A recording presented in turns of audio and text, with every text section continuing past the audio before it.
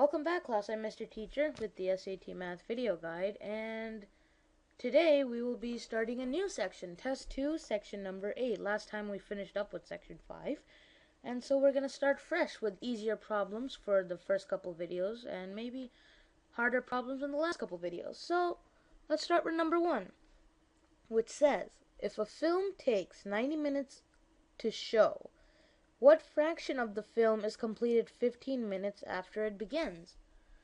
So, what's the percentage of it completed after 15 minutes? So, let's set up the fraction. It's not actually a percentage. Percentage will be a little bit tougher to work with in this problem. So, the top side equals the amount added. So, I don't know. Let's just use that term. The amount added, even though it's not adding anything, the bottom is the total. So the total is 90 minutes. And this should have been subtracted, this added part. But anyways, and the top part is 15 minutes. 15 minutes is subtracted from the total amount of the movie. And we need to figure out the fraction. Well, there's your fraction right there. Now you just need to simplify it. So the common factor here is 15, so let's simplify this to 1, this to 6, and you get 1/6, and that's your answer. That's choice B. And so let's move on to the next problem, if I can find a nice color. And there we go, number 2, which says, oh no, it doesn't say. It has a drawing.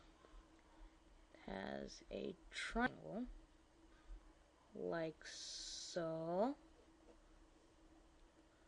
and a smaller triangle inside this triangle, like so, and it's labeled J, K, L, and H. Interesting.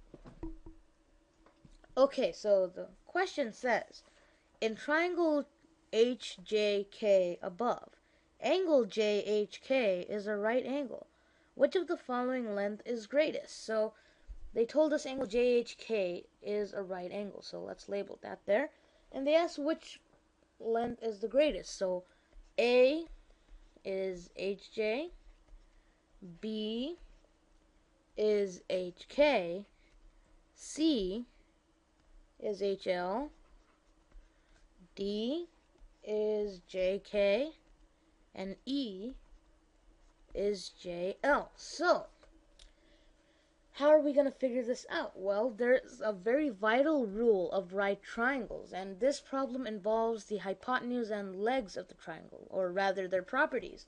So, such that the hypotenuse of any triangle is always greater than at least one leg. No matter what, it has to be greater than at least one leg. If it's greater than 2 legs, that's not going to work out, because it's just going to be a straight line like this. We don't want that. So it has to be greater than just 1 leg. It can be greater, oh, there's my mistake. It can be greater than 2 legs, but not 2 legs combined, because then it wouldn't be a triangle. But it's greater than both legs on their own. So due to this, we can cross off the answer choices that are legs, like HJ is a leg, so that's cut off. HK is a leg. HL is a leg. And JK is a hypotenuse, JL is a hypotenuse. So which one of the triangle's legs are bigger?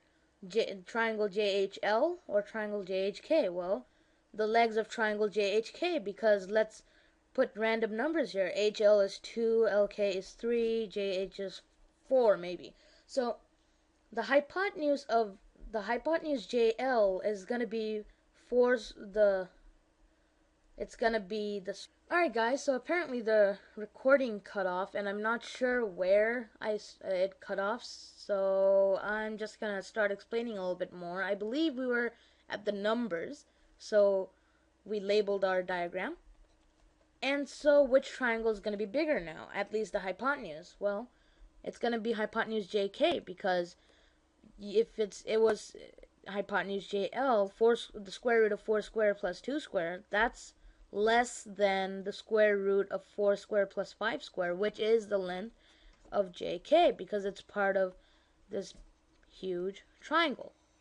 So our answer, therefore, is D. Therefore. That's a fun word I thought we just made up by adding 2 more letters. But either way, number 3, which is a table. Can we make that easier? No. There we go. This is n. This is the function of n. And then you have lines. Lots of lines. Let's make this longer. Lines and lines, and maybe that's enough. So 1, 2, 3, 4, 5, 6, 7, 8, no, 13, 19, P, 31, 37. So the table above defines a linear equation, or linear function. I apologize. The table above defines a linear function. What is the value of P? Well, what they mean by linear is that the change of the function of n is always constant. So if the first 2 numbers have a difference of, in this case, 6, then as you can see, the second set also has a difference of 6. So the difference between 19 and P is also going to be 6 as well. So 19 plus 6 is going to be equal to P as the numbers keep on rising. These are plus 6.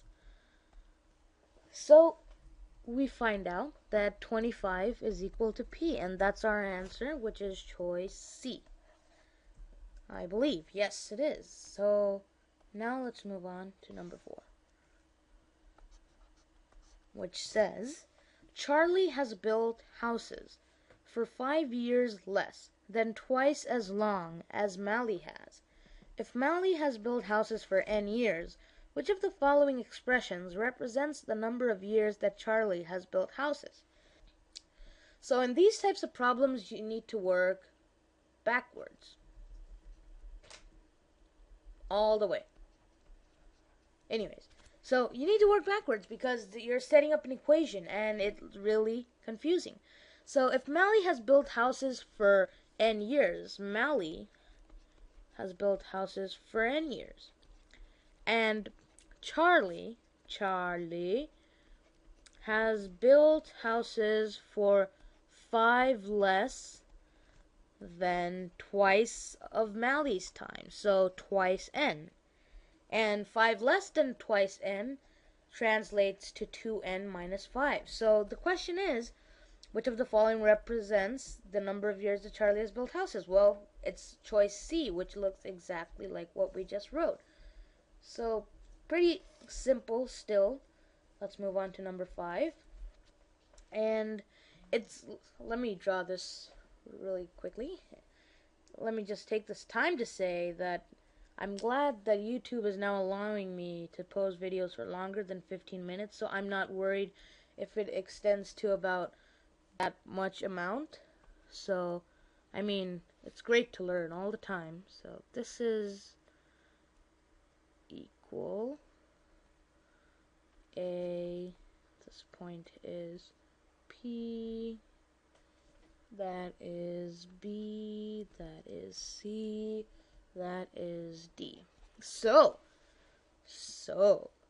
in the figure above, P lies on line AD and line PC bisects angle BPD, which is why I wrote it as equal. What is the measure of angle CPD? And so we need to find the measure of this.